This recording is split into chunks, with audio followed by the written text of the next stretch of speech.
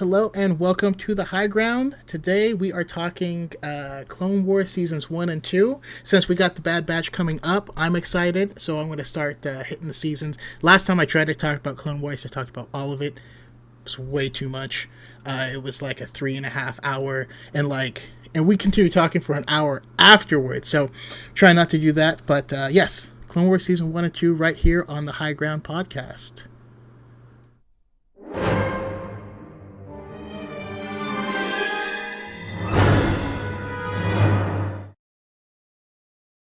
And I clicked on the wrong scene again. I did that last time too.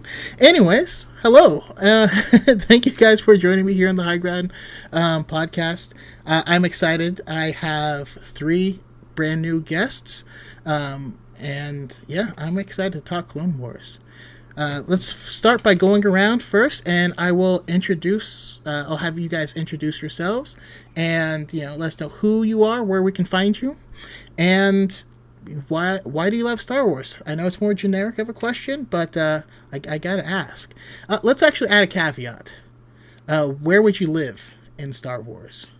What planet would you live on? All right, I'm gonna go to Quentin first. All right. Hi everyone. My name is Quentin. You can find me on TikTok and YouTube at KananFesq. And if I had to choose a planet to live on, it'd probably be Lothal. Lothal? Good choice. But also, why do you love Star Wars? I love Star Wars for the amazing friends I've made from it. Obviously, there's Chaco, there's Element, there's a lot of names I can name. And then also, just the community. Like, yes, there's some toxic fans, but there's also a lot of nicer fans. And they just make, their opinions make it so much better to watch Star Wars because I can watch it from their perspective and I can also watch it from mine. Yeah, I agree with that 100%. It's funny because I feel like kind of the more toxic side wants everyone to have the same exact opinion, but everyone else has this, it's a whole vibrant, a cornucopia, and it's makes it really interesting to talk to you guys. That's why I do the podcast. But how about you, Hereth? You can mainly find me on Hereth Productions at TikTok and on Twitter, mostly at Hereth Edits. And I would say why I love Star Wars, I guess like everyone else, I was just introduced to it at a young age. My dad bought me in front of the TV with the 2006 special edition DVDs, and I've been a fan ever since. And I guess it's just the fan base that's mostly pushed me along. Oh, awesome. I love it. And which planet would you live on? I guess I'll go with Yavin 4. I know it's kind of a unique answer because I guess the 2003 Clone Wars battle scene with Anakin and Ventress. Oh, yeah. I always just like that duel. That's a badass scene. Rip Ventress. But yeah. And how about you, Julia? Hi, I'm Julia Christine 77 at TikTok. I check every once in a while to see if whoever is just Julia Christine has given up that title. But as for now, I'm still going to have those numbers at the end until this endless battle ends. And why I love Star Wars, it's a great question. I don't think I ever really had a choice. I was born a nerd, and then it was just the prequels came out, and it was like, here we go. But I have been a fan pretty much since childhood, so it's been really fun to get back into it. Trying to think of a planet I want to live on, and immediately everything comes to my mind of all the terrible things that have happened there. So if we're just going by climate and aesthetic, I would say Naboo. Okay. Which is it's a solid answer. I would probably also live on Naboo myself. It just seems really nice, and they are just super oriented around the arts. I'm not a big politics guy, but also they aren't dicks over there for the most part. I mean, Palpatine comes from there, and he's King Dick, but you guys know what I mean. Awesome. Okay, well, let's jump into it because season 1 and 2 of the Clone Wars, I know a lot of people will talk about how the animation was rough, and a lot of people had a hard time getting into the Clone Wars. I did at first as well. I didn't watch it for years when it first came out. which is funny because I couldn't watch it because of I didn't like the animation. I thought everyone was like too tall, skinny, and angular. It's funny to hear that same complaint lobbied about Rebels now. But jumping into it, I gotta ask, like, what are your guys' favorite arcs or specific episodes? Because as I'm going back, we'll start with season 1. As I'm going back through it, man, I thought I remembered season 1 or 2 being slow, but there's some bangers in this list, you know. I'm gonna start with Hereth.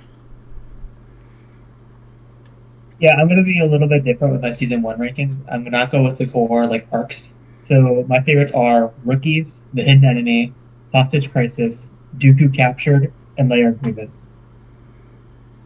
Okay, and I mean, let's jump into why. Like with your top 2, let's kind of I'll talk about. And by the way, this could be like a full discussion, so you guys can also feel free to jump in as well. But we'll start with Hereth.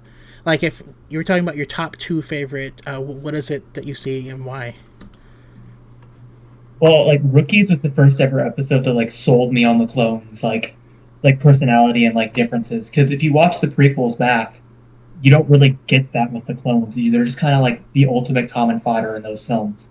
So when you're watching Rookies, you're like, oh my god, these are actually individual people with actual individual goals and purposes. So when you're watching that episode as a whole, you're just instantly like believe everything about the clones. And also Rex is just a total badass throughout the entire episode.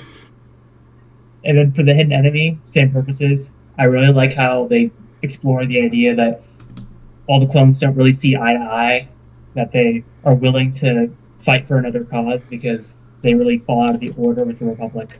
So those are my favorite reasons for those 2 episodes in particular. Yeah, and it's because they don't have any personalities in the films, but judging by your background, specifically, yeah, clones are definitely awesome, and finding out more about how they work. How you're right, they're not the exact same people. They all have different personalities, attributes. Even in the very first episode of Clone Wars, Yoda says that they look different in the Force to him, good at different things. Yeah, I love those arcs. How about you, Julia? So for season 1, it was interesting because I, like lots of people, I think, didn't go back and watch season 1 until after I had already watched, at that point, seasons 2 through what had been sort of released at that point. So going back and watching it for the first time, I don't think it's hard to see it. It is probably a difficult place to start, but where I started, I was already committed to the show and to the characters, and so it's a little clunky animation wise, but if you're already into it, going back and starting with season 1 is not so difficult. I actually am really quite fond of Rising Malevolence as an episode, only just because we get to have Plo Koon's delivery of the line that, the clones saying that they're meant to be expendable, and he says, not to me, and I'm like, this is perfect. Like, I don't know what else you could possibly give me. Like, I'm in. And so I think that's one of the first episodes. And to get that as a thesis statement in terms of how he sees them and the idea that they see themselves that way, I think is just a really interesting idea to put out there so early. So in terms of, episodes that really get me excited. But then I also like Ryloth only because you get Obi-Wan has to babysit for a while, and I think that's hilarious. But in terms of legitimate, enjoyment in terms of ideas and things, I do love that little exchange. And getting to see, Ahsoka, in terms of figuring out what kind of person or what kind of Jedi she's going to be. And yeah, I think it's actually a pretty good introduction as an episode, even though it's not the first one, but it's fairly close to the beginning. Yeah, I mean, it's the first arc that we ever get to see.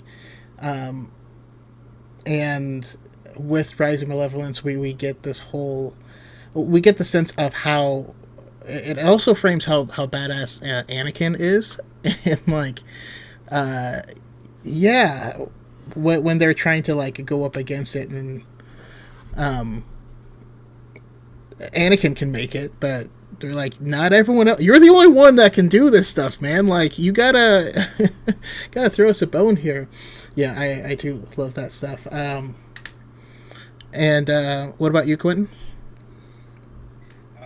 So I'm gonna have to go with rookies at 1 because it shows us like.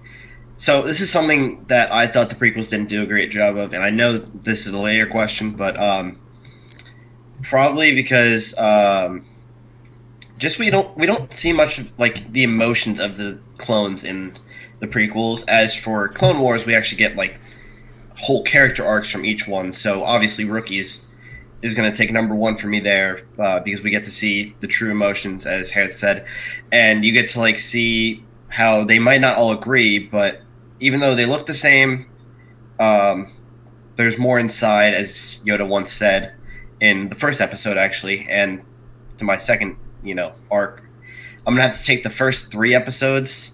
So the ones, the first episode with Yoda and the clones, and then the ones with Plo Koon, because obviously both Jedi's don't believe that the clones are expandable, and yeah, I just like that because because in the prequels they made it seem like, oh, these guys are expandable, we can just give you guys more, but Clone Wars, we see that, oh, they're not that like, obviously they can be expandable, but the Jedi see more in them. Yeah, I actually hope that in the Bad Batch we get like some clones rights activation, because I think that'd be interesting. Because in the new book that just came out, Clone Wars Stories of Light and Dark, it tells that first story, Ambush, but from Yoda's perspective, and how in the Force the minds of all the clones remind him of younglings at the temple, because they are all literally children still. It's kind of, and he also talks about how back on Coruscant there's some debate over what to classify the clones as. Are they people or not? There's a, and I think that'd be something that's super interesting to really expand on in like overall. And I want to do some shout outs for the chat here, because we have some awesome people. Porter Crivia, hopefully that's like a reference to Porter Angle, I don't know, maybe. Ballast Hake, Mentally Ill Sith Lord is here. Core Gamer Skills, Element 7, Brian with the Beard, DePaul, Crypto, Cad Bane, Ladu.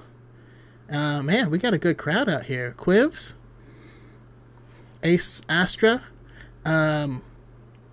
I thought I saw Brooke in here earlier, but I don't see her right now. But yeah, and we're looking right now. Looks like a lot of people really enjoy the Rookies arc, like I do myself. Element 7 brings up Jedi Crash and the Ryloth arc, which are also great. And then Rex is the GOAT, which is obviously very, very, very true. I'm surprised though that no one mentioned Bombad Jedi. I mean, I feel like that's aces. I'm curious. With you guys, how about let's actually do like who are the standout characters of this first season though? Who pops at you? We can just kind of discuss this. I mean, I guess Anakin, if that makes sense, like in terms of actually getting to care about him as a character beyond, what we sort of thought we knew. That was the thing that really took me in, was expanding on his character. And then the other Jedi, getting just to spend more time with these characters in general. But yeah, it was where I grew a sort of appreciation for Anakin as a character, was through the Clone Wars. So for me, that was a really exciting. I know you kind of, something I'm sure we'll talk about later is how they sort of change our view of the prequels. But I do very much enjoy getting to see his character expanded upon. And then obviously introducing, a character like Ahsoka. And I already mentioned Plo Koon earlier, but those would be my kind of go-tos, I suppose. Awesome. Love it. How about you guys? I'm gonna have to go Ahsoka, Jar Jar, Rex, and I guess Anakin too. All right. I mean, they just all stand out for me. Okay. All right. And Hereth? I gotta go Rex, Anakin, Plo Koon, Heavy, and Commander Cody. Yeah, I especially love Heavy. And yeah, Heavy is my dude. I forgot about Heavy. Something though that no one mentioned that kind of surprised me is we also got in this season we found out more about Grievous, right? The layer of Grievous, and I love seeing that fight. I mean, we meet Kit Fisto's Padawan being a little brat, but we get to kind of like contextualize them and see Kit Fisto being a badass for a little bit. But I did love seeing Grievous be injured, and we get to see the statues and kind of the evolution of how he became Grievous. Also, how do you guys feel about Goldie? I could not stand Goldie the entire time. Now, yes, I get, like, she was against the Jedi Order, but it sometimes bothers me when droids just go, like, rogue and don't, like, follow directions. It's just something about that bothers me. It's like, how does an astromech droid have its own agenda? I don't know. It's just weird. Exactly. About, like that. Yeah. I'm sorry. No, that's okay. Go ahead. That's kind of what bothered me. Like, I don't know how many people actually saw Resistance, but some of the droids in Resistance bothered me for that exact same reason. Like, they would refuse to follow orders and just go rogue. Talking about, clone rights, I mean, droid rights in terms of if it has its own agenda, I mean, it seems like, how are they designed? I mean, that's something that in terms of things I would like to know more about, the creation of the droid as an AI, as a creature early in the days of, the universe would be fascinating, because to the extent that they have their own personalities and there can be apparently just evil droids, like how did that happen? Like they were created by other sentient beings and now we've ended up here. So I think that's really fascinating. But yeah, Goldie, I mean, I find it hilarious, but I do understand Goldie is incredibly annoying, but I think annoying in a amusing way. Obviously, this idea that we're getting a foil for R2 and like showing how special R2 is, which I think is really kind of nice to get a sense of like how special this droid is in comparison to like the same another astromech. I think that's really fun. Also, that's one of the best droid fights in my opinion when they're fighting on the little catwalk and just like bumping each other. It was just I don't know. It reminds me of the robot like fighting league with the little axes and stuff on them. Ooh, did not mean to do that. Yeah. I don't know. It just for some reason Goldie just makes me happy, just because of what a weird, just like Core Gamer Skills says in here. R2 has his own agenda. R2 disobeys everyone all of the time, but that was part of what was cool though, is seeing how if you do not wipe them, these droids do start to develop their own personality because of what they find to be more effective or more efficient, or how it experience alters what they do. I do find that really interesting myself. Yeah, and we get to see so much of the droids. I mean, the Malevolence arc and this droid army, and even they have personalities, and it's really.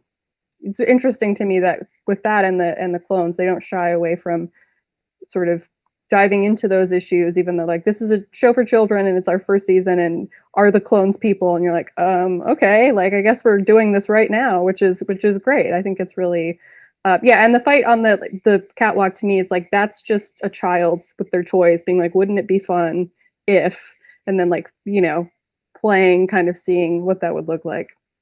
Yeah, definitely. And then James O'Connell in the chat asked about if I'm going to be doing another stream where people can jump off. Yes, I will be doing one soon. I have not decided exactly when, or if I'm going to do it just blank or with like a specific topic in mind. But I will be doing one soon, and hopefully you can join my public Discord server. where would you find a link? Huh. I don't know where the link is. It's in my TikTok bio. But yeah, it'll be in my link tree. I should. If anyone in the chat can can put a link in the chat to the public Discord, that would be awesome. I would appreciate it. But yeah, moving forward. All right, what, if anything, would you take out? What do we not need in this? Or is it nothing is egregious enough to warrant that? So I'd like to start with this, and it's not one thing I'd take out, but one thing I wish they didn't take out.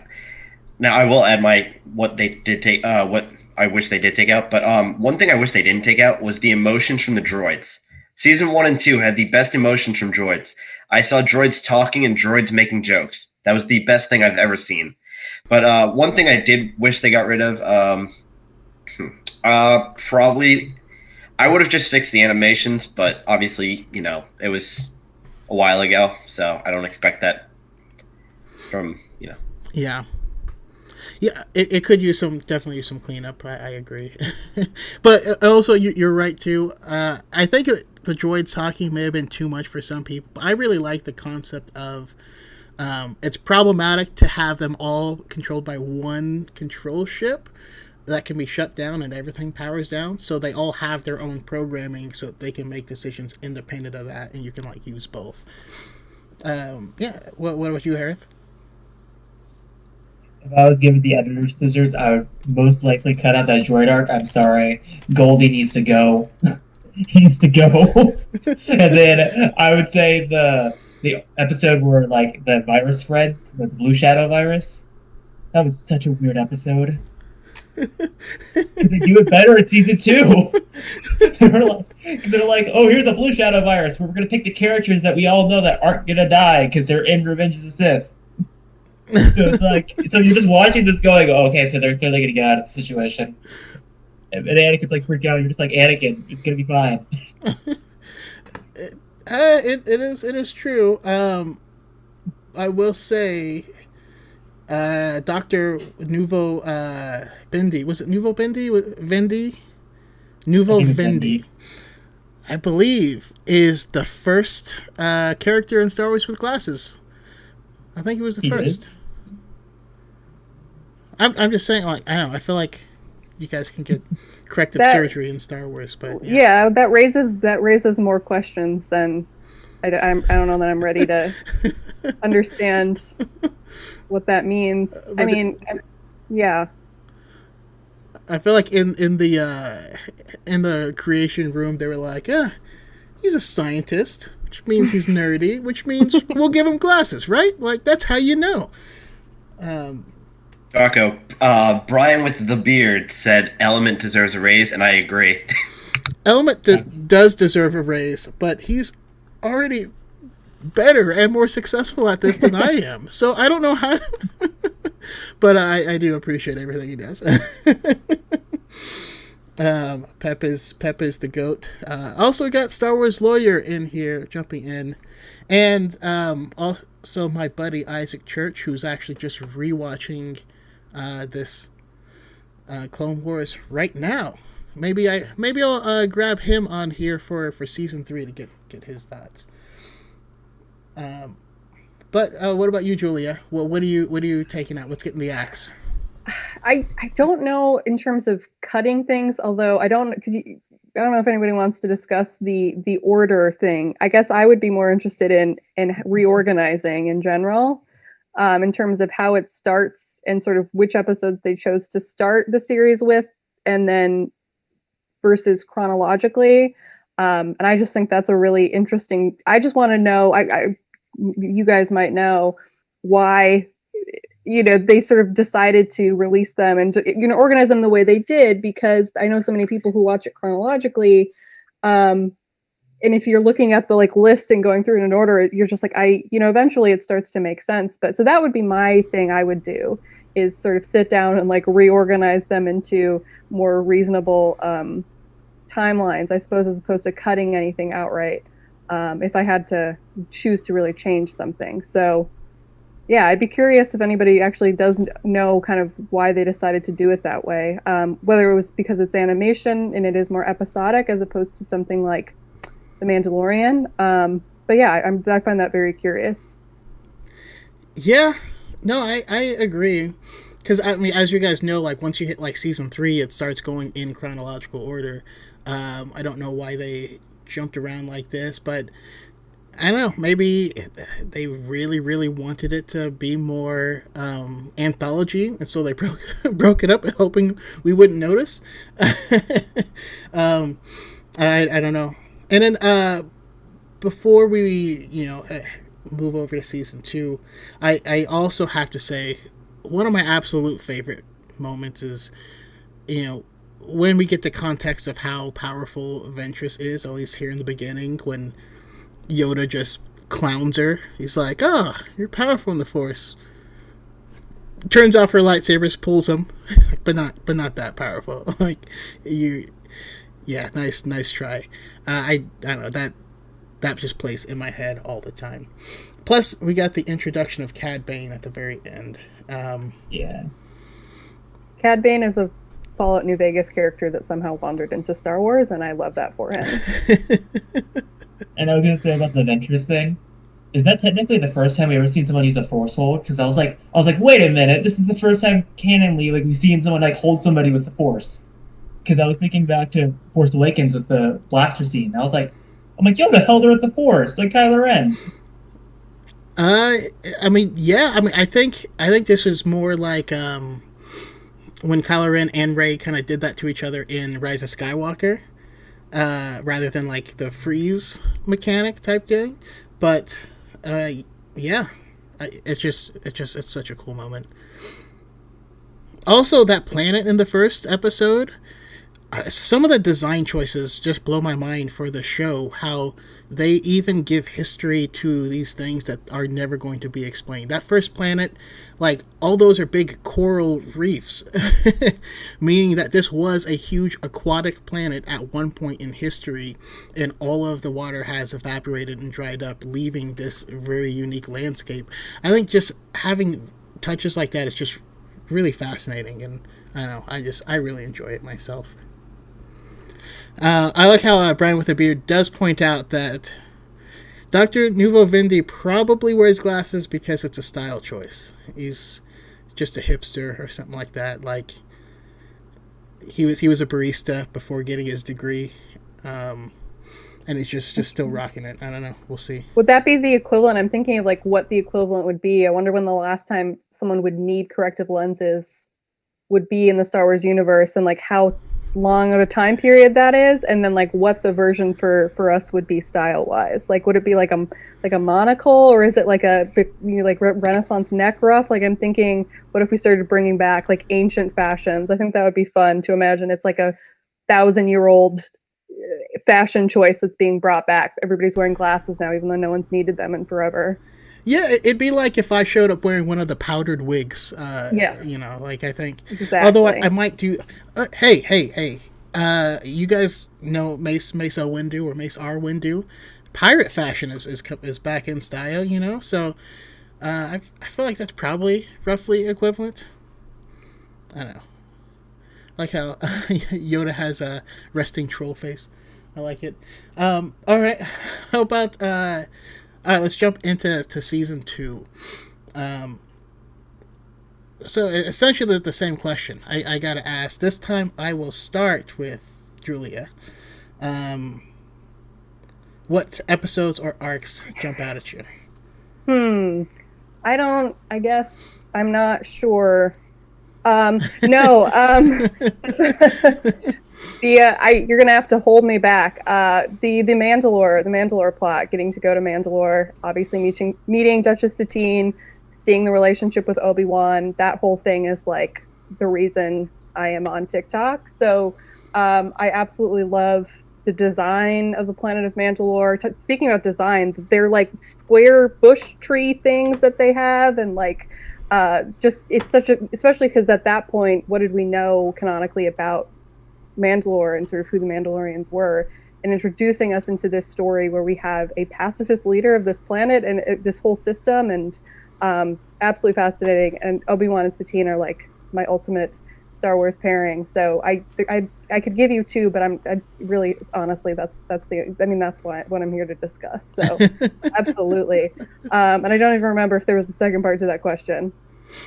Well, I mean, but what is it about the? I mean, feel free to elaborate. Sure.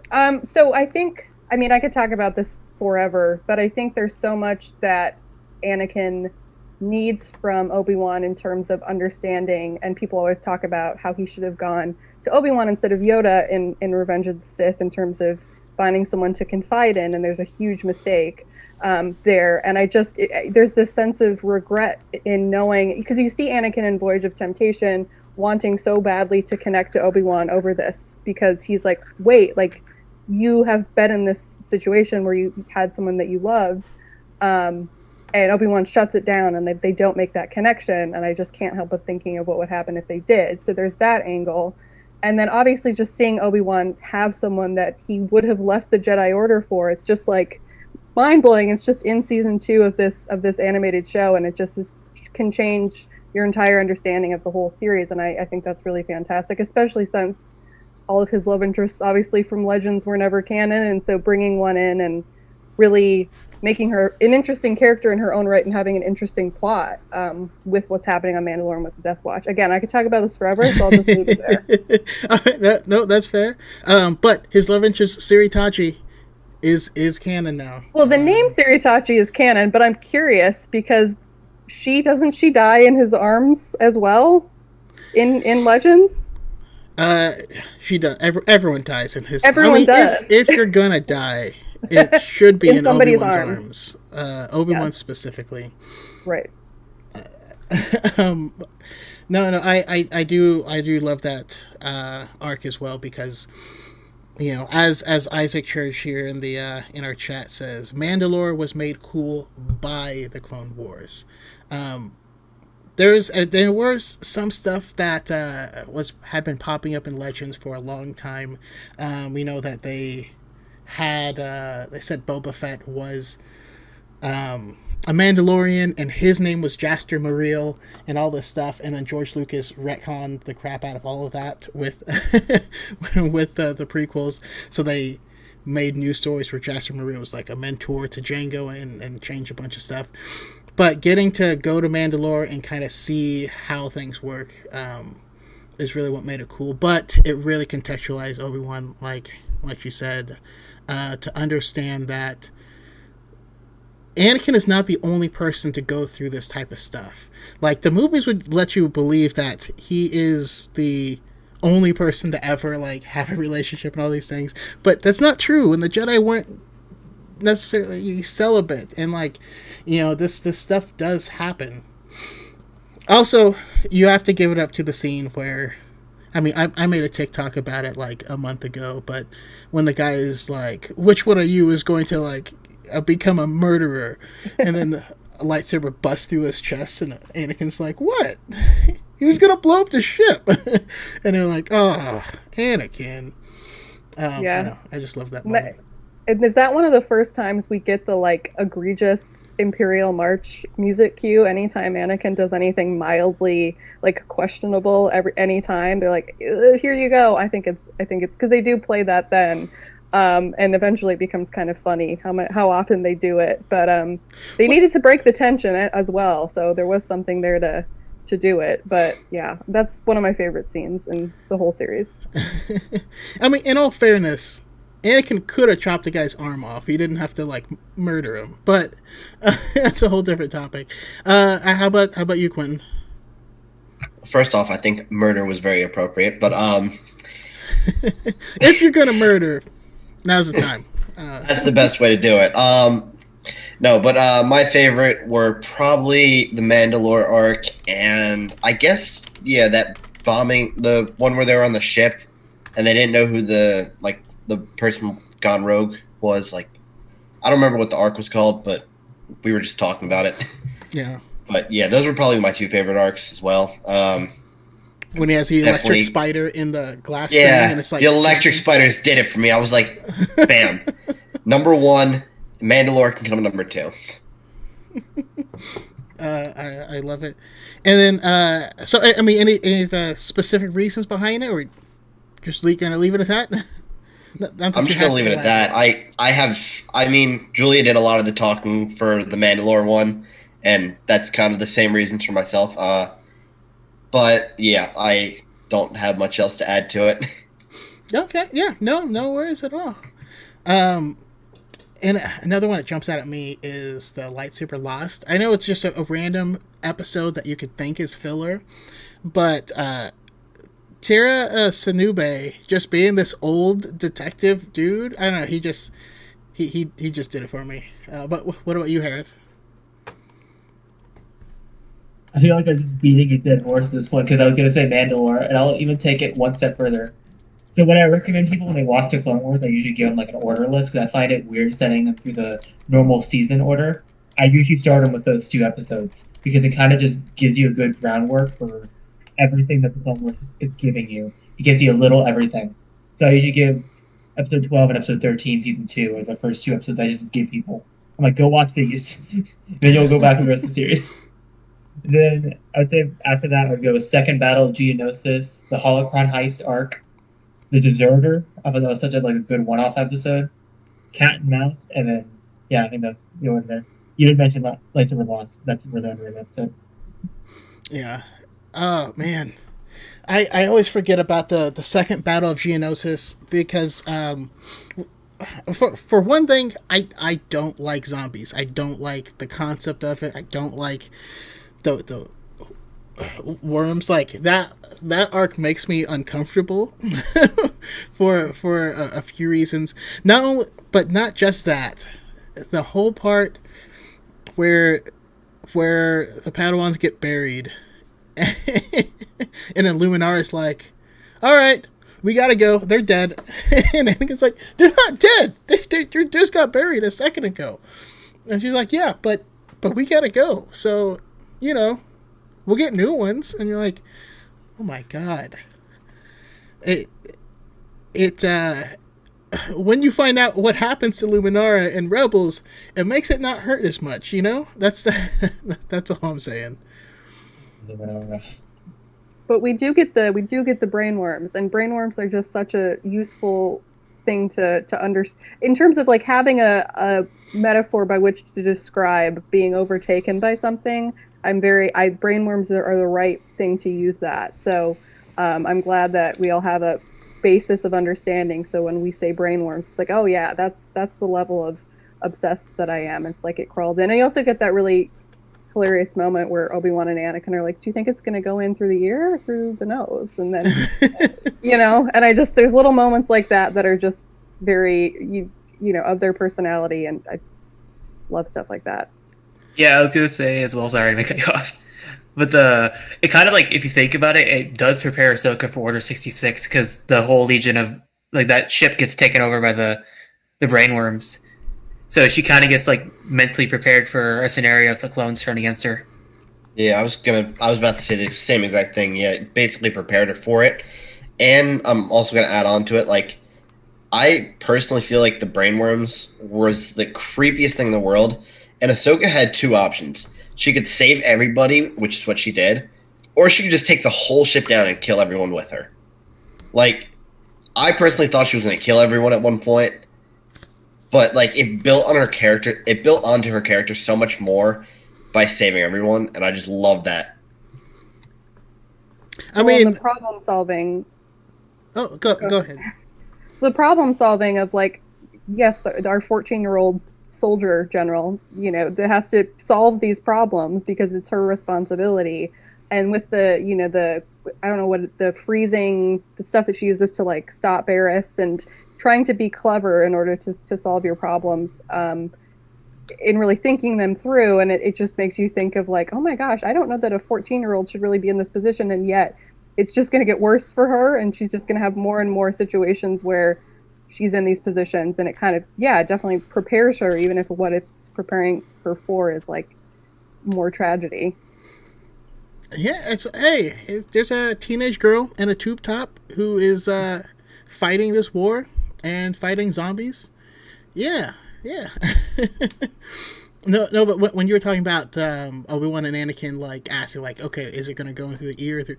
That's one of the other things I do love about these first 2 seasons, is we get a lot more of that detective mindset from these people, where these are missions where they are solving things and trying to unravel this whole, like, these different conspiracies. I think.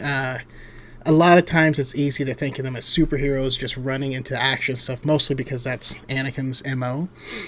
But having, Obi-Wan trying to figure out who the cause is of this by seeing who the robot spider is not programmed to attack, and stuff like that, I just think is really cool.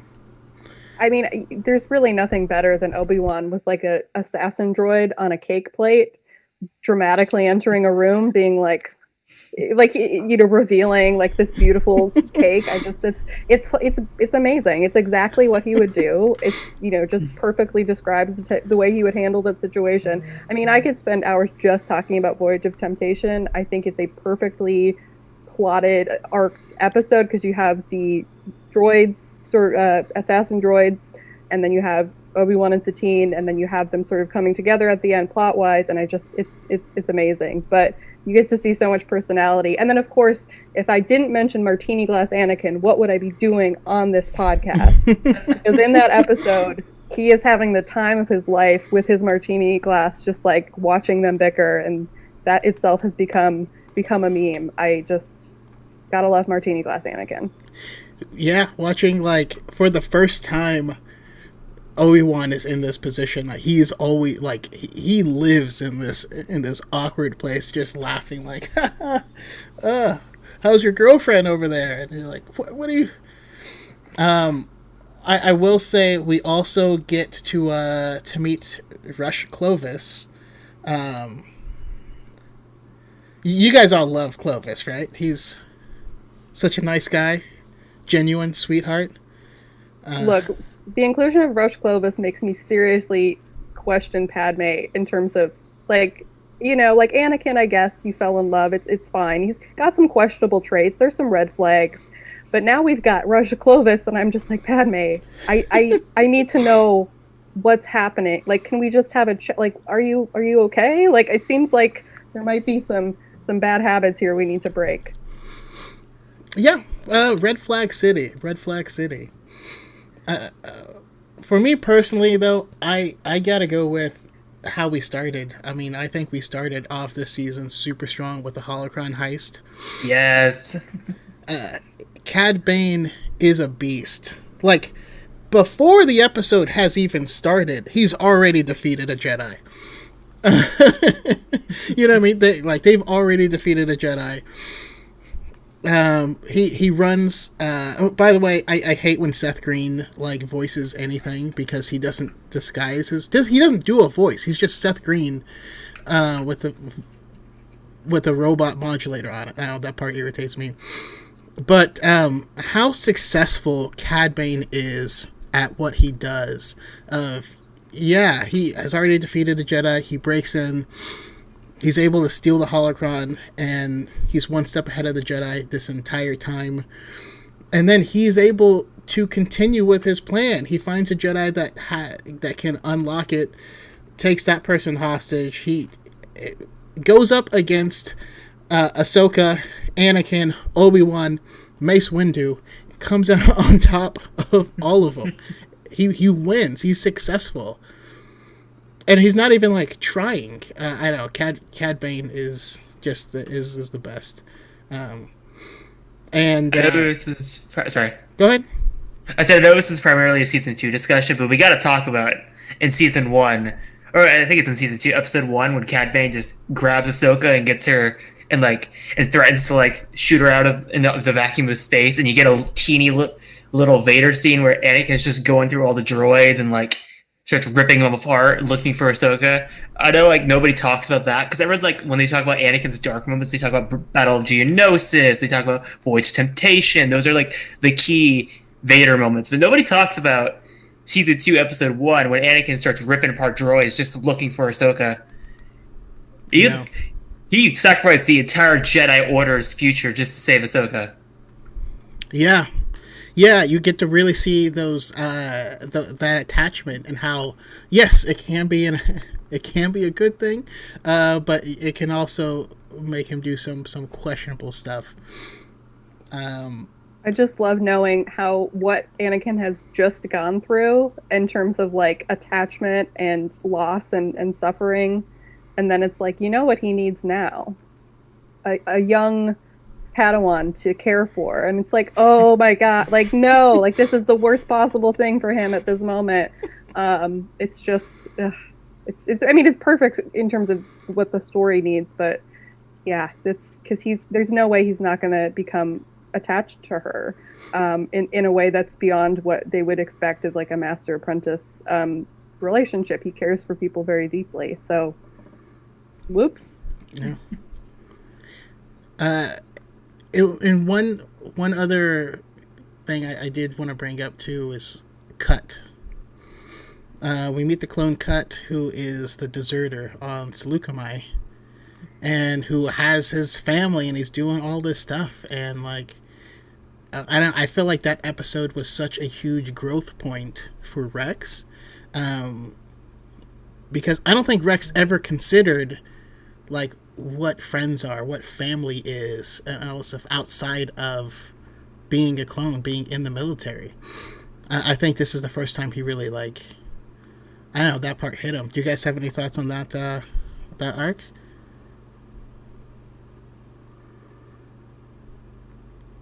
No? Sorry, I was just about to tell you else. I was going to say, I feel like that episode in particular is a really good foreshadowing for Rex's future. Because before, like, Rex never thought about life outside of the war. So it's kind of like a nice, like, little peek into, like, what Rex is going to be after Rebels. Yeah. And to find out that there are clones that have these feelings of, like, I don't want to die doing this, you know? Like, right now we just live to do this. Like, why? Also, I do wonder what happens to Cut after Order 66. Because, I mean, I believe you have to hear the order in order for it to go off. So, did he ever hear it in any way? Or did he just live out his days, like, doing his own thing? Did somehow he hear the message and he's just, like, searching the forest for Jedi? Oh, I never thought about that. That's depressing. I don't know. We don't know what happens to him, but I hope he got to live, you know, a long and happy life. I mean, as long as you live with that double speed, which also just kind of makes me sad as well. But yeah, I mean, what would you guys, if anything, remove from this arc or from this season?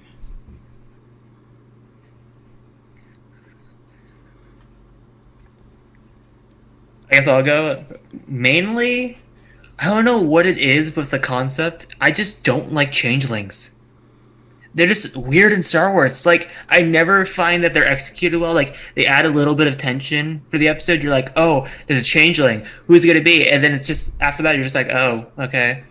They didn't really do it to their full potential. It, like, adds a little Mission Impossible spy element, and then it just goes away. And then you just never see it again. Yeah, I agree. There's so much more potential with the characters. You know, I like... I mean, like in episode 2 when what's her face? Now I can't remember the changeling's name. But like, why didn't she change into other stuff? Why did she change back into what she started as when she tried to sneak up on the? Like, I don't know. There's a lot of different odd things that just didn't quite make sense unless it has a huge power draw or stuff like that. It is kind of a weird species for Star Wars. But I do like in Legends, there is a Sith Lord that is a changeling.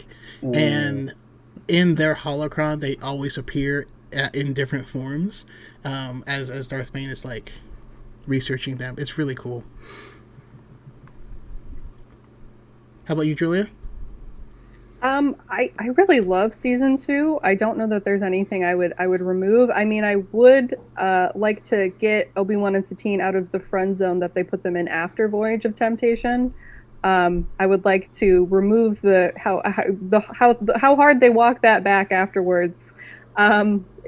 I hate when shows or movies do that, where they have this emotional, and then because there's the status quo, right, and so they have to kind of reset for a certain point until that part of the story moves forward. But I'm like, come on, like, you just gave it to us, and then now they're back, and it's like, But no, I love season 2. I mean, I don't think there's anything I would necessarily cut from it, especially now as we move further and further into the series and things do start to build more onto, I mean, obviously things like Changeling, it's like, okay, well, how did they work? Don't know, bye, never see him again. But there are so many things that start here and then do eventually come back or sort of build into later seasons. So yeah, I don't know if there's anything I would remove necessarily.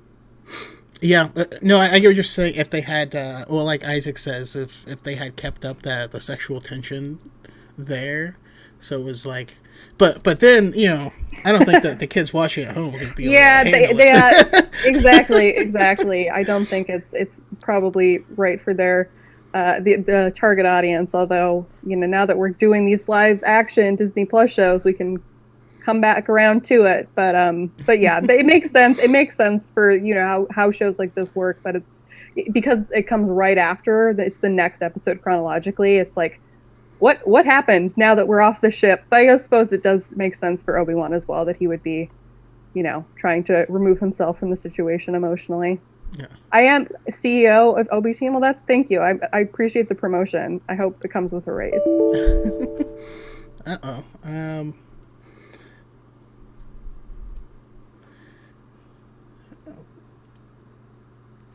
Looks like my OBS crashed. Hopefully. Okay, no, we are still good. We are still good. All right. Sorry, I got a false message on my computer, and it was quite worrisome. So I will have to keep an eye on that. But I love how Lara in the chat says she would wipe Clovis from existence, which is... Yeah, no, I get that. I can't do the brain worms, and Luminaria just being a bad person. But it was nice in that arc to really get Ahsoka and Barris's relationship started, and you could see them trusting each other and relying on each other and actually being friends. We know how that's going to pay off later in the future. So it is nice that we got that set up there. But that, and also, so Pep, Elma 7 in the chat's going to hate me for this, but, well, he might. I'm not a Zillow Beast guy. We had the Zillow Beast arc. It's just not me. It had the one arm in the middle of its back. It was weird. I don't like it. I don't like it having 3 arms for some reason. I don't know. How do you guys feel Star Wars Godzilla? I mean, it did make me sad how Palpatine was like, okay, we'll just kill it. And it's like, the hell? Like, we ain't going to run past that. Like, you didn't say what you just said. Yeah, but overall, I don't know. I don't like watching regular-sized people fight giant monsters. Is that weird? Yeah. I keep thinking, like, I don't know why my mind's going into this, but I remember the High Ground podcast episode with Explosive Steve, and he brought up the Zillow Beast. Yeah. I wonder what happened to that clone, because they still have the DNA. Yeah, they still have the DNA. We don't know what it was used for. Who knows? Maybe that will be paid off in Bad Batch. Snoke. I don't think it's Snoke, but No, that's canon now. I'm sorry, but Snoke is the Zillow Beast confirmed. I'm sorry, but Zillow Beast with Grogu. Snoke. There we go, guys. If you combine the Zillow Beast with Grogu, you get one Snoke. I've done the math. you want to see? I'm trying to like think of the mechanics of that, and it's mind-boggling. No, I do want to find out what happens though with that whole thing. Let me see here. I lost mine. So, all right. How about Oh, sorry. I'd like to give my. Oh, go for it. Yeah. So I'm gonna agree with you, Chaco. That whole Zilla Beast arc with Mace Windu and Anakin, could not stand it. I don't like seeing them get along. Like, it's not normal. They shouldn't get along. I'm used to them not getting along whatsoever. Anakin and Mace are not meant to be friends. It's not allowed. No, I do. I mean, I love Mace, and I'm a Mace Windu apologist. No, he doesn't need apology. He was right. Okay, he was right. Why are you booing me? I'm right. He's literally that. Like, that's Mace. But yeah, and also, I mean, talking about Mace, Boba. Yeah, we had the whole Boba thing. What are you guys' thoughts on how on Boba in general? I did love seeing young Boba like with the rest of the kid troopers, like being far more capable than any of the other ones at his age, like showing how awesome he is. I don't know. What do you guys think? I think we needed it.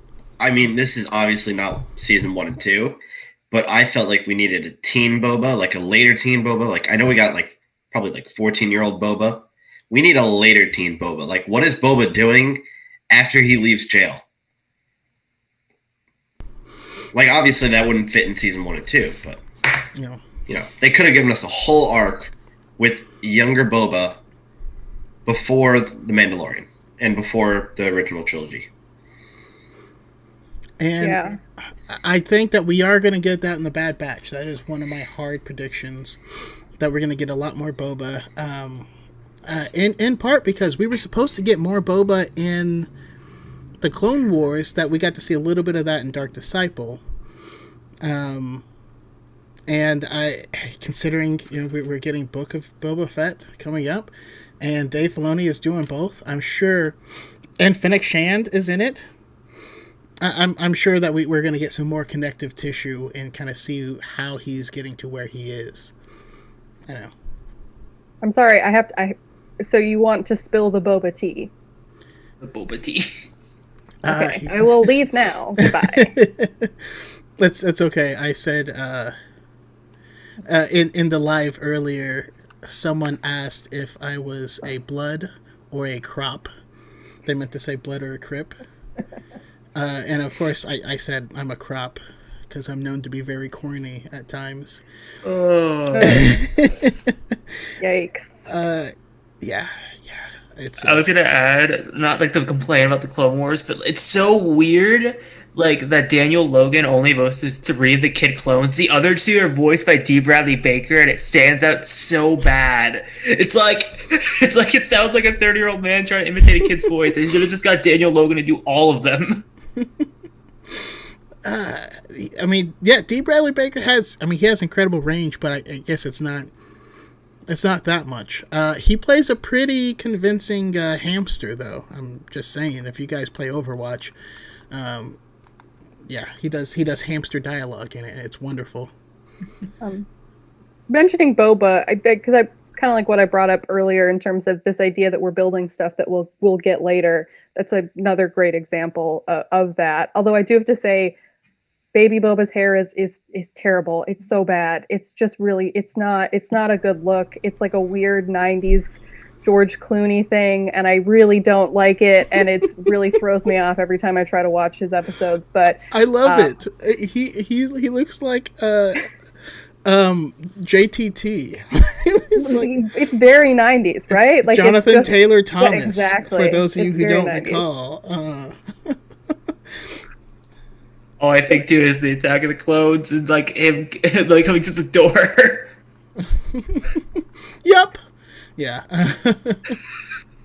They definitely replicate the face that child has in that movie, where it's like, I hate you already, and you're like, this child has strong opinions, and they put that into animation beautifully, because he is animated to just have this like very angry face, and I love it.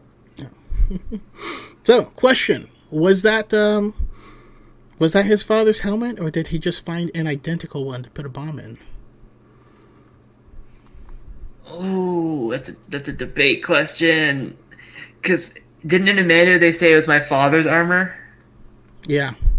Oh, that I don't know if it's a continuity error. Or that's actually a copy. I don't know, because Jango armor looks very close to actual Mandalorian armor. Yep. So that whole thing is on my list. It is on my list of potential. I have my own list of issues and potential issues. That as soon as the fandom calms down, then I'll feel comfortable sharing. I'm not going to sleep at night thinking about that. They're not going to handle it. They're going to just explode. I'm currently exploding. I can't. I'm trying to process that in my head right now. It's just not working. I'm going to be up all night now. That's one of the things about Star Wars that like gets me, is when you find those moments, those questions, those issues, and you're like, oh good, now this is all I'm going to think about for the next 2 weeks. Great, thank you. And it's like, how did I end up here? And you're going over like the timeline of a civil war in a fictional universe that appears in a children's animated like show, and you're just like, I've lost the plot, and yet I can't even get to the bottom of it. But I mean, I kind of love those little moments. I know you say Quentin, you can't stop thinking about it, but I love when you find those things where you're like, this is my new hyperfixation. I'm glad to have found it. So the thing that kills me is because there are issues, right? And it's not going to be perfect. It can't be perfect. That's not a thing. The thing that kills me is when people complain about something that's not an issue, but you're like, but you're just glossing over this thing over there. Like, come on, man. Like you gotta pick. I don't know. I mean, the Boba helmet thing kind of reminds me of the video you made a while back with his when he got shot in the dick. I joke about that still. I must know. I still wonder, but I think my story is canon. I'm gonna go with it. My story is canon. We gotta know now. Yeah. Go ahead and share it.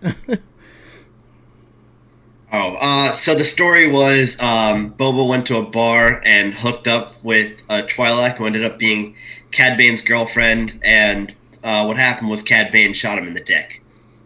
That makes sense. He also shot him in the head too, probably. That too, and it's now canon. I like to believe that it was a new Imperial program that it was just going to learn how to, like an AI that specifically shoots dicks. Like that's, I don't know. It could be possible. We'll see. So next, I want to talk a little bit about Ahsoka, because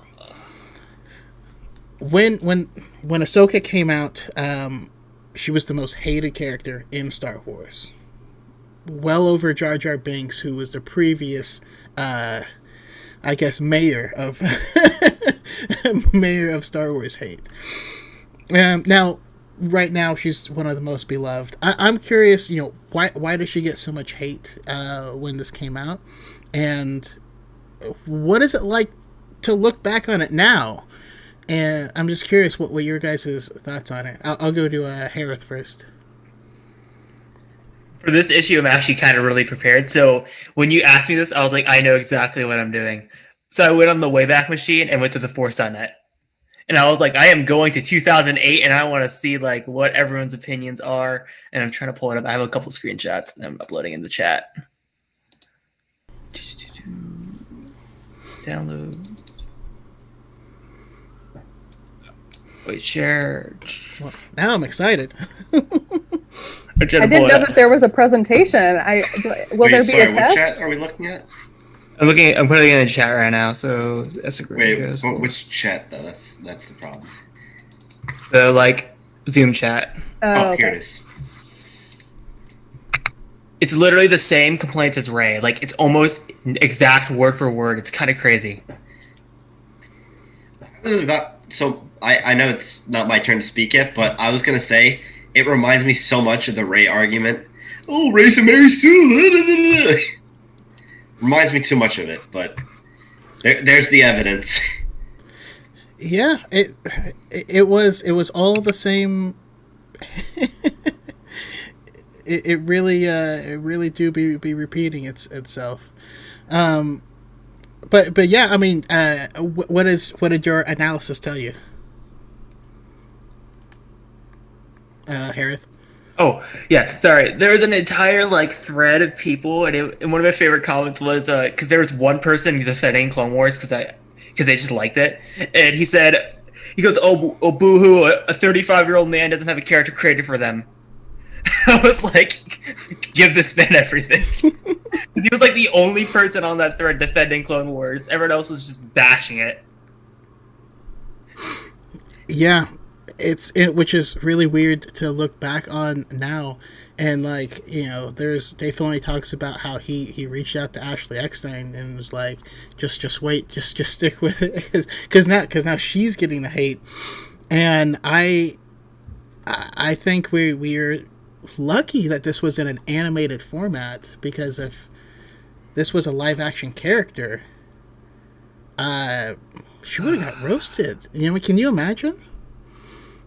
I know, Julia. What do you think? So I didn't watch the Clone Wars when it first came out. I was in middle school and thought I was too cool for it. So I wasn't really around for the initial discourse, but I just it's really not surprising to me. She's a teenage girl. They're probably one of the most derided demographics universally in terms of their existence, their interests, their personalities.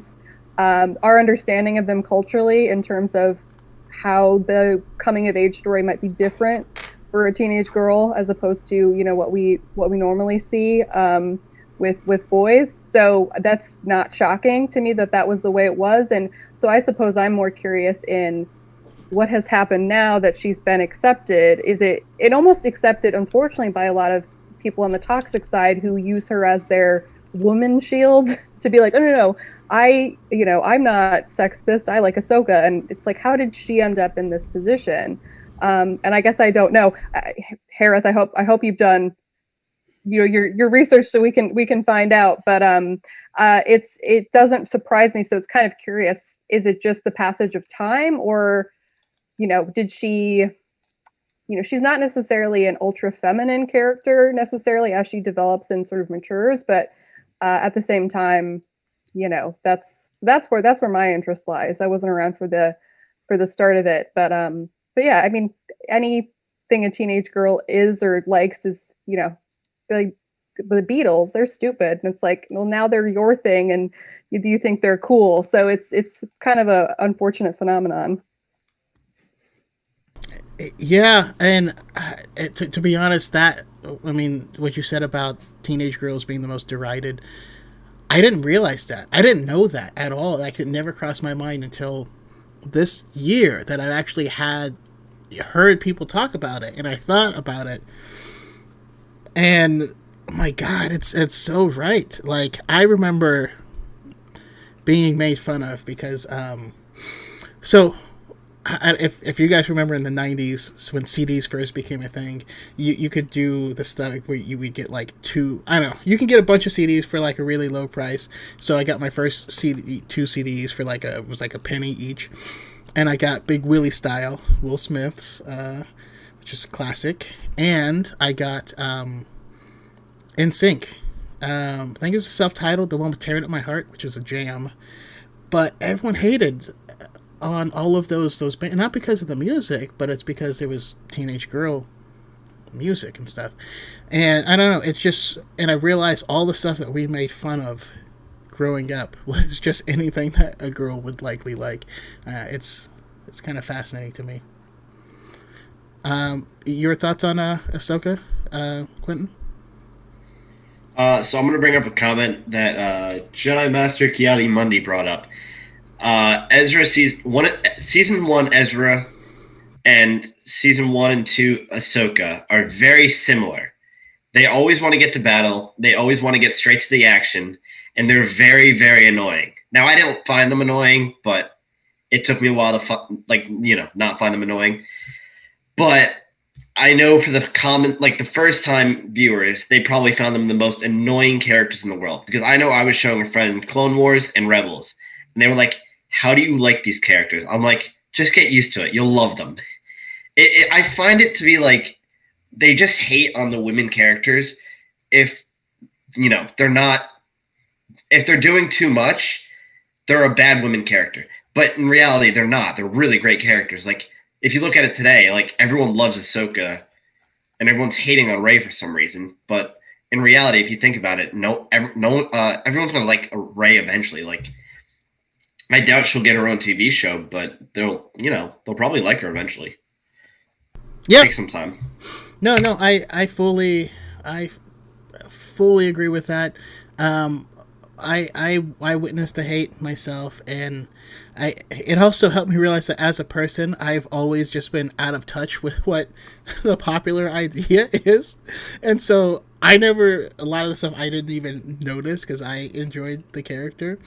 I mean, I will say, I did find her quite annoying in the animated movie. Oh my, yeah, I kind of agree with you on that. And they toned her down after that movie of like, yeah, sky guy, and like I don't know. That most of the hate comes from that. But yeah, it's a growth arc. It's characters, right? They're supposed to change, We make fun of Luke for being whiny in his first movie too. The main difference is we got to see the growth on screen for Rey. I think about Luke all the time, where Luke was different in Return of the Jedi. He's has a different personality. You know what I mean? He's a lot calmer. He's a lot more collected, and we can chalk this up to how much he's learned and how much he's grown. But none of that happened on screen. One movie ends, the next movie begins, and he's different. And I think that's part of that may be part of what we're seeing here. But I can't wait to find out more about what happened to Ahsoka. I think she considers herself a Jedi again. I truly do. I will bet money on that, and I will bet that a large part of the Ahsoka show is going to show us that journey of how she got there. You mean the Ashoka?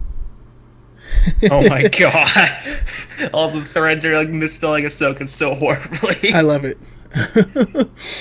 But yeah, I'm really actually caught up, and I mention it literally all the time. But her comments about Grogu to Din about his attachments, and I'm like, I'm fascinated to find out this idea of like, what do you keep with you from this order that essentially no longer exists? Like, what do you carry with you as what you're going to still follow, and what do you leave behind?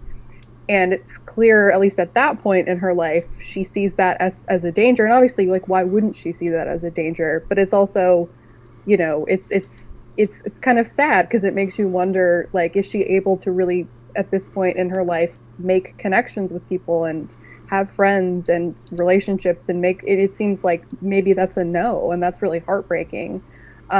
So that's kind of what I'm interested to see, is that growth, and if potentially she does move past that in a way that makes sense for her, to find a balance. But yeah, I'm just caught up, because there's no Jedi Council to enforce it, but she's enforcing it herself, and so I agree, she does consider herself a Jedi, because she's clearly enforcing a sense of what that means to her own internal code. I just want to know what it is. I just want her to lay out for me what her Jedi code is. Because I imagine there's been a few adjustments, but we don't know exactly what those are. So obviously that's later in The Mandalorian, but going from a tube top, child soldier to that, it's like that's a lot. And I want to see it. I'm sorry, just the phrase "tube top child soldier" is just accurate. Hilarious. It's accurate. It's hilarious. I mean, there's always the meme that there's a 14-year-old girl running around with a laser sword and an army of like 10-year-olds. Like, that's the whole clone army. They're a bunch of 10-year-olds. State sanctioned 14-year-old with a laser sword and an army of 10-year-olds. There you go. supported. That's the by better way the to say state. it. Also, I was gonna mention as well, people forget it. They address a lot of the Ahsoka hate within the end of season 1 and season 2, because Ahsoka gets her ass kicked a lot in season 2. It's like, there you go, guys. She's not the perfect Mary Sue. Shut up. Yeah, no, it's true, but I don't know. Like you can't fix stupid. Only time can fix stupid. Time and reflection. That being said, I do love how she's grown, and hopefully we can continue to get these amazing and different, unique characters like this, so that we can finally move past, these points. I'm happy, and also I'm happy Ahsoka moved past the tube top with the season 7 jumper, the denim jumper. I don't know, it's just adorable to me. I love it. The jumper is the best outfit out of the entire series. All I gotta say. Facts. Absolutely.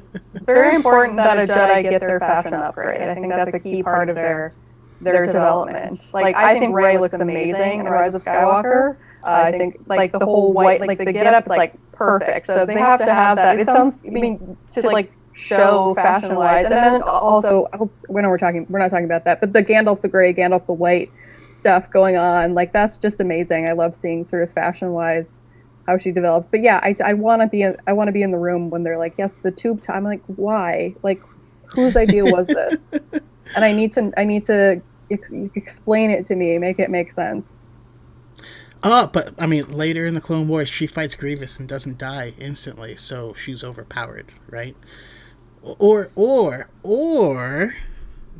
maybe the outcome of a lot of battles is whatever is meant to suit the story.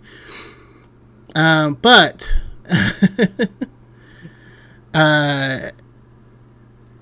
echo. Is there a lot of echo on my mic right now? Or is that why people are saying echo? I don't know. But that being said, I now have to ask, because my plan was to go straight to talking Bad Batch with you guys, but while we're on the topic, expectations, what do you want to see in the Ahsoka show? What are you guys looking forward to? We'll go to Quentin first. I'm not sure. I kind of want to see, in Rebels, how Yoda's still alive at the time, but he kind of, doesn't force project himself, but, he's meditating, and him and Ezra see each other, in each other's thoughts, kind of. I kind of want to see something like that. But she sees Luke. So I'd love to see her meet Luke through the Force and realize that, she was right about Anakin and Padme. I really want to see that. But yeah, I want Ezra to be found in the Ahsoka show. Mainly, that's the biggest thing. Big Rebels fan. I still have my Rebels hoodie on. I want Ahsoka to find Ezra. That's all I want. Okay, I love it. And just like I said, I think she's back to considering herself a Jedi. The organization is gone. So how does Luke consider himself a Jedi? Because he's following the teachings, he's following the code and whatnot. We see in Rebels, where they go to the temple in Lothal, and for a brief moment, Yoda sees Ahsoka, and they kind of have a sup moment. And I don't think she's very much not a Jedi, not a Jedi, not a Jedi. She tells that to Vader before she knows who's under the mask. When she finds out who's under the mask, I gotta know what starts clicking. All the stuff that they warned me about happened, and it's true? Oh, so I was wrong. Okay. I'm curious if that plays any role with it. What do you think, Hereth? Yeah, I've always kind of mentally justified to myself when Ahsoka passes out in Rebels and she falls onto Kanan. I was and she lies to them, because you're what are the point of lying to them? I think telling them would actually benefit you guys more than hurt you guys. So I've always kind of justified a headcanon that she didn't believe it up until until she sliced him in the face. Yeah, She was like, "There's no way it could be him." and she was lying to herself. Yeah, I agree. I mean, but Also- what do you want to see in the Ahsoka show? All I want is I just want to see Force Ghost Anakin and Ahsoka have a conversation. I want to see what is that conversation like. Do they bring up Vader? What do they talk about? Yeah, Like, did they I almost wanna slice her face off? Yeah. Speaking of which, the hell did you go? Did you not die? Don't worry about it. I saw a hand reach out of the sky and pull you. So you gonna? I don't know. How about you, Julia? So in Ahsoka, I would like to see the sort of almost like spiritual. I think. I don't want to. I guess I haven't seen Rebels. It's a long story. I will be watching it, but I feel like being on Star Wars TikTok, I've seen most of it. So it seems like Ezra seems like a interesting plot development. But I do love the idea of seeing her on her own and the sort of development of for some reason the part in Batman Begins where like Bruce goes and like tries to start figuring out like what he wants to do and is on his own, and then eventually ends up going to. But that's what I'm thinking of in my mind, not in terms of like becoming something, but this kind of solo journey in terms of discovering who she is now at this point. I think would be really fulfilling. And then something you've mentioned, Chaco, is the like Force lore. Like I want it to get weird as they can sort of make it in terms of mystical, the mysticism of the Force and of the Jedi, especially now that there's no like organized structure, I think would be the perfect time to explore that. So personal growth of sort of her and who she is with this sort of mysticism, like I would love the combination of those. Oh yeah, for sure. Speaking of getting weird, Isaac brings out like if we could have a meeting between Ahsoka and Bendu.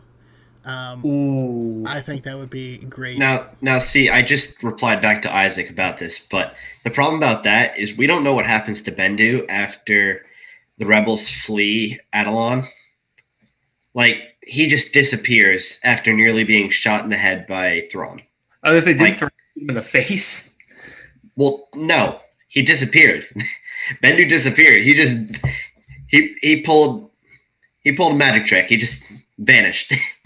I don't know where Bendu is. I don't think anyone knows where he is. But Bendu had lines of dialogue after he disappeared, which is even more questionable. Exactly. So I know he's alive. I just don't know where the heck he is. But he straight up tells Thrawn, A, you're gonna lose, and B, you're gonna be attacked with like tentacles and stuff and be taken away. Like he tells Thrawn what's going to happen to him a season before it actually happens, and I think a lot of people miss that. Bendu is OP, but yeah, I want Ahsoka to meet Bendu and be like, oh, it's a creepy moose buffalo monster, but he's kind of funny though. I like him. I wonder how that would do in live action with all the CGI, and like I wonder how they would handle it. Because like I don't know how they could do it practically. Oh, that's true because it's a live action show. That's right. Wait, how? Yeah, exactly. Wait. Yeah, that's kind of true. Like, how would they do the CGI if you think about it? Like, would they just put a tree with a face on it, or are they going to do something like what they did with Thanos, where they like had a guy in a green screen outfit? They gave us a big old crate dragon, and it looked great. They got the volume machine. I believe they could pull it off. If anyone can pull it off, it's going to be them. So I look forward to them pushing the boundaries like they have consistently done since the beginning. But Ireland's the greatest. Yeah, absolutely. Since we've been talking about Clone Wars, we definitely have to wrap this up by talking Bad Batch, because that's one of the reasons I wanted to go back through the Clone Wars, is really to gear up and like remember all the bits and pieces, especially the clones. Sorry, I have a little. Someone wanted to say hi, but what are you guys excited for when it comes to the Bad Batch? What's got you going? We'll start with Hereth. The main thing I've talked about this before. This could be done in Kenobi, but we gotta wrap up Cody's story. Where does Cody go when he gets to the Empire? People discuss like maybe Obi-Wan killed him in Kenobi. I'm like, nah. If anyone's gonna kill Cody, it gotta be Rex. Rex gotta be the one to do it. I feel like Rex and Bad Batch versus Cody would be an epic season finale. So why are you doing this to me, man? Like, why are you making me picture Rex with tears in his eyes, just like in season 7 when he has to... You could see Filoni picturing this. You could totally see it. You could see Filoni being like, you know how we're gonna screw with the fans? We're gonna have Rex kill Cody. How about you, Julia? So I just watched season 7, so I'm kind of just recently sort of caught up on everything. Mel, who's now at Grunkle Rex, brought up, I believe, this idea of like, or maybe it was someone else, like, are they going to get Rogue One? Which first of all, I love that that's like a term we can use now. Like, are they going to get Rogue Ones? And you're like, everybody just knows. And so that's, I mean, I don't want to say that I want that to happen because I think that makes me sound evil, but I do. I mean, like you're kind of evil though, right? A little bit. Okay. I do like some trauma, some angst in my stories. But so that could be like legitimately, I wouldn't be surprised if that's. I mean, because it's animated, maybe not. But yeah, that's an idea that now has been stuck in my brain. And I can't get it out. So this idea that there's a sort of suicide mission that sort of wraps up their story seems fitting. Again, it's probably the saddest, one of the saddest things, or like Cody hunting them down, or I feel like everything we can come up with is just for literally every show. It's just like, what if this terrible traumatic thing were to happen, and we just list different versions of the terrible things. Like, there's no version of a show where like then they all go to Rainforest Cafe and have a great time. Like, that's not something we're expecting to happen. But the tinfoil hat theorists have been looking at some of the animation and some of the stuff and wondering if they might go to Mandalore. So obviously I would be very down for that. Yeah, no, I agree. I'm loving it. Loving every bit of it. Processing a lot of it still, but enjoying it. How about you, Quentin? Now, I'm going nowhere near where you guys are going, but I want to see Rex take Gregor and Wolf away from the from Order 66 and take out their chips. Yeah, I'd love to see that. We don't see it on screen, but it's mentioned in Rebels that he takes them out. We don't know when it happens, but I want to see it happen in Bad Batch, and then I'd also love to see more of Fennec. Like, I want to learn more about her backstory because I think she's an absolute badass. Yeah, I mean, when she was fighting the stormtroopers and she jumped off backwards, shot him in the face, and fell with the exaggerated swagger of a black teen, I just loved that part. It made me so happy. Yeah, so for me, I do want to see I do want to see that, and now you give me a new thing that I want. Is they have this weird little heist crew that is resolved to kidnap as many clones as they can and remove their chips. Do we get the heist? I've been calling for more heists than Star Wars since day one. Yes. So I am. It's got to be a heist. We got the strongman, we got the tech guy, we got the tracker. Like, they have a heist team. This is, Ocean's clones. But what are they? I would love for them to uncover the fact that this is that they have chips. And I think the heist is they have to break into Kamino. Ooh. They have to go home. And it's the Bad Batch versus all of the clones. So they have to break in, have Echo connect into the main computer to find that, and then from there they start trying to awaken as many clones as they can, and remove the chips. And the clone uprising that happened in Legends is caused by them. That's what I need. Heist leading into Clone Uprising. That's perfect. That's just like I never even considered that. Ocean's 99, Brooke says. I love it. Clone Uprising. Oh, I need that. I'm gonna shout out the comments here, but Lara and X-Core gamer skills. I'm gonna go with this and make it canon. Crosshair, Wrecker, and Fennec are all best friends now.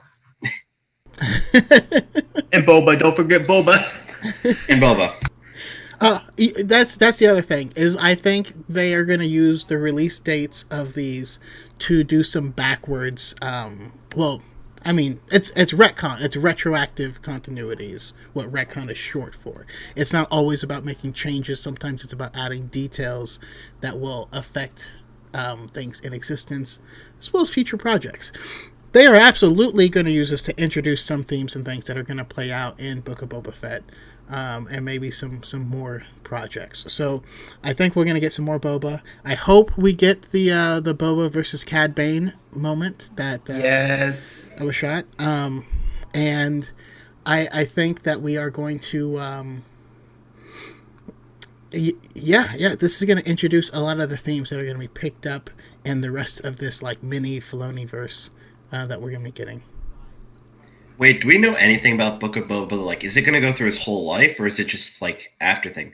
Because, like, what if they bring in the Boba versus Cad Bane thing into the Book of Boba? Ooh. They absolutely could. I mean, tell it as, like, a flashback or something like that. We don't know anything about the show. Actually, we don't know anything about Boba Fett in general. we're very little. I don't know. There's lots and lots of possibilities. I mean, with I bring it up title... oops, sorry, go ahead. No, go ahead. I say I bring it up every argument when someone says, "Oh, Rey has so many skills, and it's like she's a Mary Sue, etc., etc." I'm like, okay, what about Boba?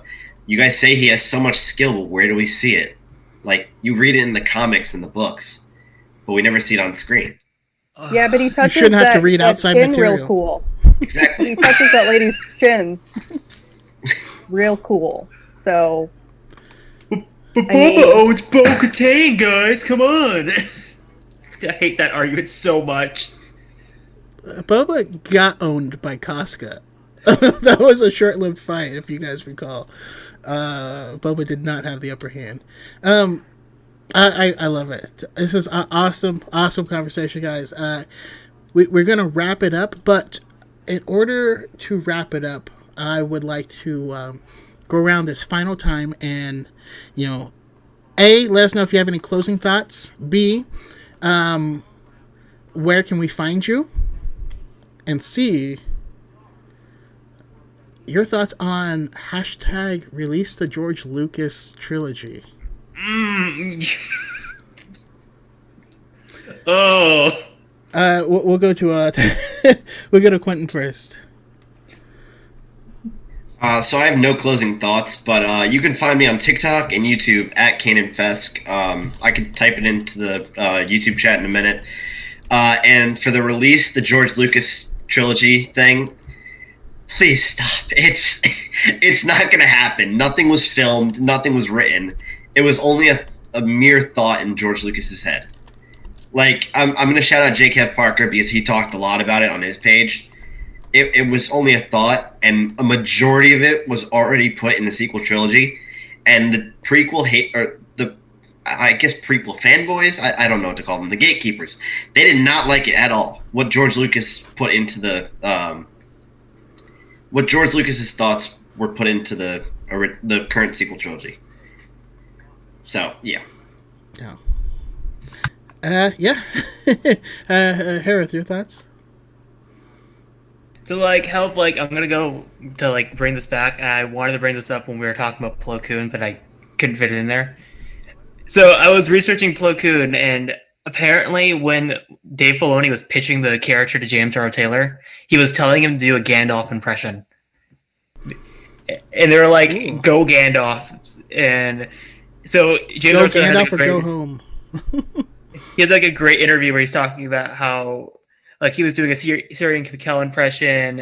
It's like you can find on James Earl Taylor's channel, and apparently, so when they did it in post, they would pitch his voice down to like get that Plo Koon type like modulator type voice.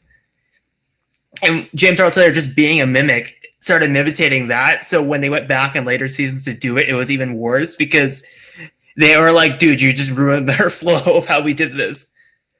So like Matthew Mercer just texted James Earl Taylor one day. It's like, "Dude, you just ruined how he set up Plo Koon."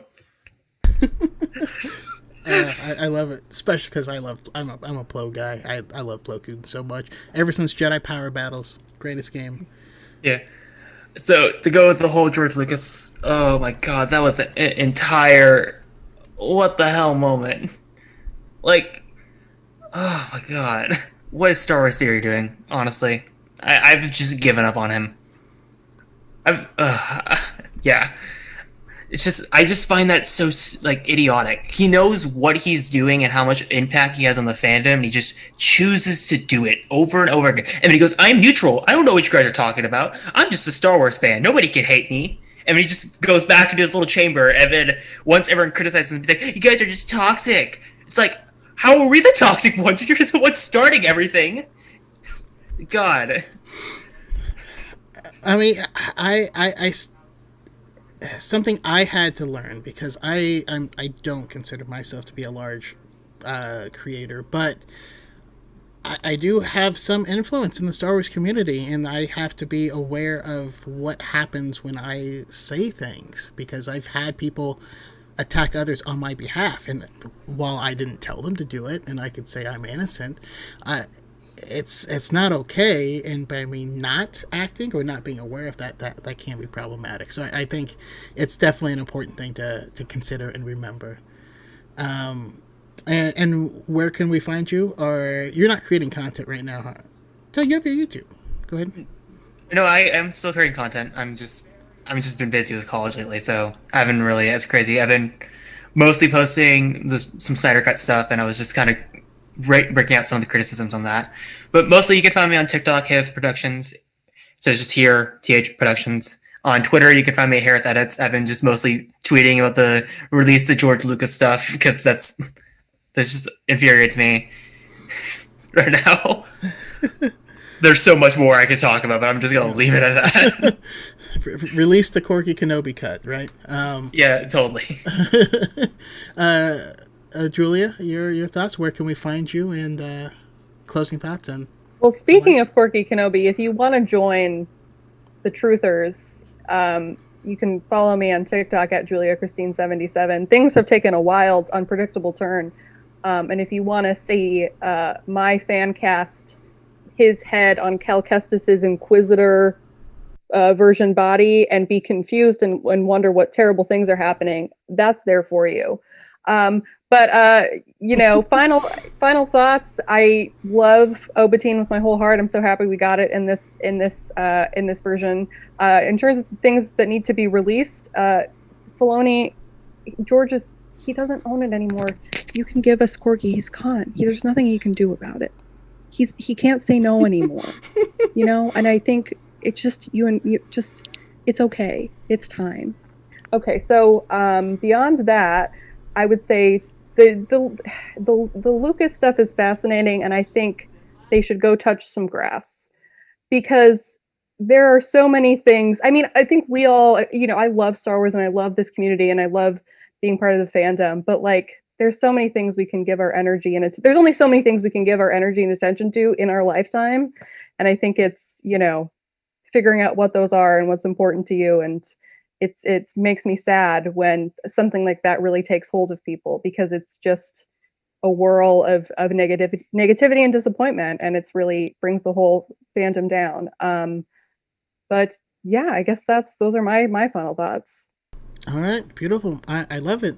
Where I stand on the subject is all of these issues stem from a root cause, and that's people trying to invalidate others' or in trying to invalidate a part of Star Wars, whether it's a character, whether it's the sequel trilogy, or whether it's the fans of such a thing. And once we get to the point where people are not actively trying to invalidate others, then the whole world opens up. Because I would like to see it myself, maybe as a comic or something like that. But right now, I know it would only be used as a tool to try to invalidate fans more than is already happening right now. As a comic, I mentioned this in the chat. We actually got The Star Wars. The Star Wars is a comic that's based off of George Lucas's original script. And it's weird. It's weird and great at the same time, and terrible. It's mostly bad, but it's great for like bad purposes, if you understand what I'm saying. I would like to see it, but again, I'm not going to support anything that's going to take us further from the goal of unity. And right now, with the Snyder Cut, there are already people who are trying to boycott watching The Batman. To try and send a signal to Warner Brothers. So we've already established that this doesn't help fandoms. It only fans flames of hatred. So I think we really need to consider that. Again, I am curious to find out more about his treatment. We have the script writers and the concept artists that he hired to help have already released quite a bit of it. So we know it's about a scavenger girl. Her name is Kira. We know that she travels to the second Death Star's ruins, and that's where she finds a map that leads her to Luke Skywalker, who's a hermit because he opened up a Jedi school and it was ruined by one of his students. The student had been turned to the dark side by Darth Talon, and that's why that student killed everyone and all this stuff. So we do know it'll be different. Also, it would go into the microbiotic universe. So people are making the osmosis drones connection. I'm curious what that means. We're not ready for it yet. Community can't handle it, and I think it's a bad idea for now. But we'll see. We shall see. All right. Thank you guys so much for joining me here on the High Ground podcast. Awesome. I'm happy to have all of you guys on. I will be having you guys all back on again in the future. And we'll talk about some awesome stuff. I know it. But yeah, with that, I will go ahead and wrap up and say, may the Force be with you always.